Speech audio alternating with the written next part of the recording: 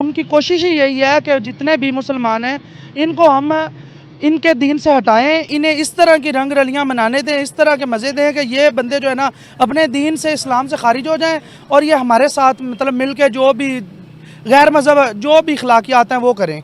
अगर हम उनको ये मौका ना देते, ओपन मार्केट ना छोड़ते और हम अपने रिलेशनशिप्स को उनके साथ बेहतर बनाते तो शायद वो मार्केट हम कैप्चर कर सकते थे, बट हमने नहीं की, लोगों ने उसको कैप्चर कर लिया। बिल्कुल सर, आपने 100% सही कहा। इंडिया के प्राइम मिनिस्टर नरेंद्र मोदी ने ग्लोबली जो इंडिया के लिए रिस्पेक्ट बना दी है वो उन्होंने गेन की है।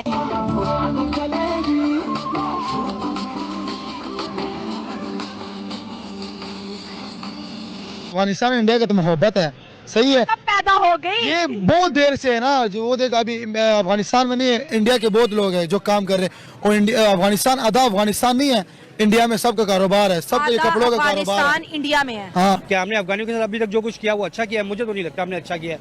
हमने शायद उनको मारा भी है, उनको मारने के पैसे भी लिए। श्रीनगर को दुनिया का सारा वीजा मिलता है, हमें कोई वीजा नहीं मिलेगा, इसलिए कि हम रिवोल्टर इतने हुए हैं। तो हमारे हालात तो उससे ज्यादा खराब है। हमें ट्रक की बजी के बजाय कश्मीर कश्मीर कश्मीर, अब तो कश्मीरी भी कहता है भाई हमें ना बुलाओ, आपकी मेहरबानी, आप वही ना, हम यहाँ ठीक है। तो दोस्तों, जैसा कि अभी आपने वीडियो की स्टार्टिंग में देखा कि किस तरह भारत का डंका आज पूरी दुनिया में बज रहा है। दोस्तों, भारत के गाने और खाने की दुनिया दीवानी है। अफगानी और सिख दोनों भारत को पसंद करते हैं। भारतीय लोग मौज मस्ती के दीवाने होते हैं और जब इंडियन गाने बजते हैं तब बंदा इंडियन ना हो तब भी उसके पैर थिरकने लग जाते हैं। दोस्तों, भारत के कल्चर को आज पूरी दुनिया में पहचान मिल रही है और भारत की अहमियत दुनिया समझ रही है।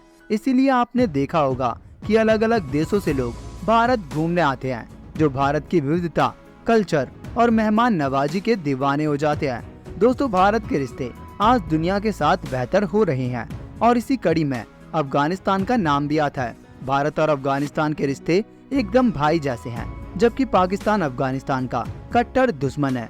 दोस्तों, दोनों मुल्क मुस्लिम होने के बावजूद एक दूसरे के जानी दुश्मन है, जबकि वहीं अफगानिस्तान भारत के साथ कंधे से कंधा मिलाकर चलता है और भारत की कल्चरल वैल्यूज की कदर करता है। तो चलिए दोस्तों, इसी के साथ आज का ये वीडियो शुरू करते हैं।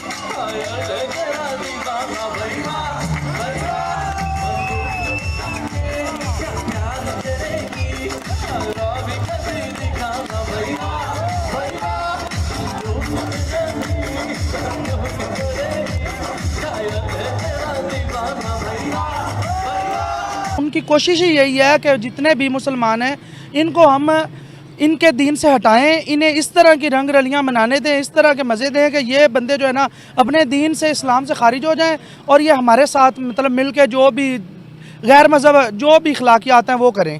मुसलमान इतना कमजोर है कि उसको हटाया जाएगा वो हट जाएगा।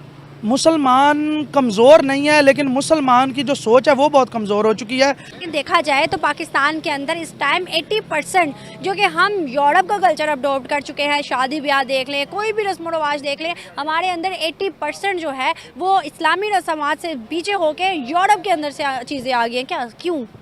बस ये दीन की दूरी है ना, ज़्यादातर तो दीन से दूर हो गया। जब कुरान और हदीस को छोड़ दिया, जब लोगों ने मसाजिद में जाना छोड़ दिया, कुरान सीखना, कुरान पढ़ना छोड़ दिया, लोग इंग्लिश की तरफ चल दिए। ठीक है, दीनी तालीम, दुनियावी तालीम हासिल करना ज़रूरी है, लेकिन ये नहीं कि आप उनकी रंग में रंग जाएं।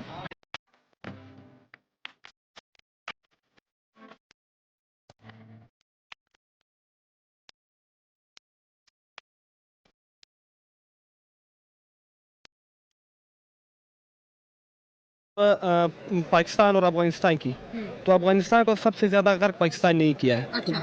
मतलब जहाँ पे भी देखो, किसी भी प्लेटफॉर्म पे देखो, पाकिस्तान ने अफगानिस्तान को गर्क ही किया है। मतलब इल्फनी बर्बादी, गर्क मतलब बर्बादी। हाँ। हाँ, अच्छा। बर्बादी किया है पाकिस्तान ने अफगानिस्तान को। तो क्यों किया, क्या वजह थी? पाकिस्तान तो कहता है हमने अफगानियों को अपने मुल्क में 40 साल तक पनाह दी, 40 साल तक इनको खिलाया पिलाया, बदले में इन अफगानियों ने क्या दिया? किस चीज़ की पनाह दी है? उन्होंने खुद अड्डे दिए रूस को, अमेरिके को, उधर जाके कि वो लड़े, अफगान पठानों को मारे, बच्चों को शहीद करे। और अब जब वो थक गए चले गए, अब खुद उन पे अटैक कर रहे हो, बच्चों को औरतों को जलील कर रहे हो, उधर बच्चों पे जुल्म कर रहा है।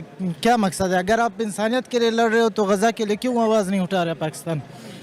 पूरी दुनिया समझती है पाकिस्तान जो है ना मुस्लिम ममालिक में वाहिद एटमी कुव्वत है। तो अपनी एटमी कुव्वत मुस्लिम ममालिक पर खर्च करने के बजाय आप जाके इसराइल पे खर्च करो। तो इस चीज़ की हम भरपूर मजम्मत करते हैं। हमारे 8 करोड़ पश्तून जो है ना वो अफ़गानिस्तान में आबाद है। हम अफ़गानिस्तान के साथ रहते हैं, हमारे बॉर्डर जो है वो अफ़गानिस्तान के साथ है। तो हमारा लेन देन है वहाँ पे, हमारे रिश्तेदार वहाँ पे। तो ये हमारे लिए बदनामी फैलाने की वो है, फिर आके हमारे ऑपरेशन करेंगे। TTP का बेसिक तहरीक तालिबान पाकिस्तान, तो पाकिस्तान का मुराद है आप खुद तैयार करते हो, फिर खुद उन पे हमले करते हो।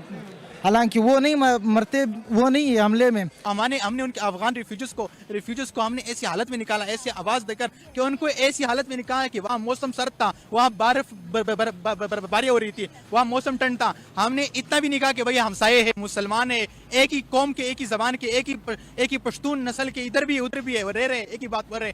आप अमेरिका को अड्डे दे दे, अमेरिका को इजाजत दे दे कि पाकिस्तान के अड्डे हैं, तुम इस्तेमाल करो, जाके अफगानिस्तान की औरतों के ऊपर बमबारी करो, उनके घरों को तबाह करो, तोड़ फोड़ करो, पूरे अफगानिस्तान को तबाह करो। तो आप मुझे बताएं कि अब हमारे ऊपर फूल फेंकेंगे? जो जुल्म हमने किया आप उसकी तरफ भी तो देखें ना। लोगों को बोले पाकिस्तान से मिलना, बोलेगा जी माफ़ी दे दो हमें, अल्लाह के वास्ते माफ़ी दो, हम यही ठीक है। स्पेशली श्रीनगर वाले तो हमसे मिलेंगे नहीं, इसलिए उनको पता है कि हम यहाँ जाएंगे तो हमारे पास बचेगा क्या। पूरा शरई लिबास पहनना चाहिए, वो यहाँ पर हो सकता है? कभी भी नहीं हो सकता। सऊदी अरब में नहीं हो सकता, उन्होंने ख़त्म कर दिया सारा। तो कैसे जो सर आप उनकी बातें मानेंगे? फिर यही है कि इस्लामी और जमहूरिया दोनों साथ साथ नहीं चल सकते। नहीं चल सकते, बिल्कुल नहीं चल सकते।